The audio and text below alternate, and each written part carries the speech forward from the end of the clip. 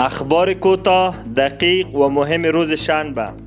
مقام‌های محلی قندهار می‌گوید برای اولین بار در ولسوالی ریگستان خدمات مخابراتی با نصب آنتن یک شبکه مخابراتی آغاز گردید.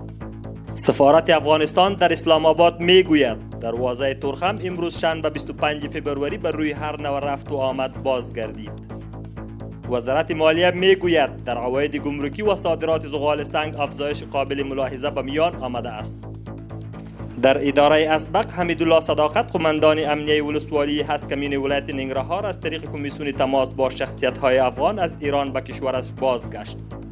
سرپرست وزارت زراعت، آبیاری و مالداری میگوید برای سال نو در بخش مختلف پلان‌ها طرح نموده ایم که با مشخص شدن بودجه کار عملیشان آغاز خواهد شد.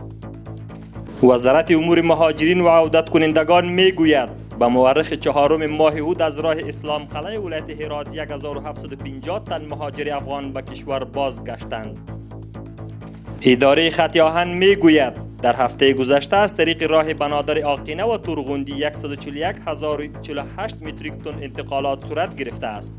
اداره ملی احصایه و معلومات میگوید ریاست احصایه ولایت ارزگان در یک سال گذشته 10,000 درخواستی تذکره الکترونیکی را طی مراحل نموده و از این بابت بیش از 3 میلیون افغانی عواید جمع‌آوری و به خزانه دولت تسلیم نموده است.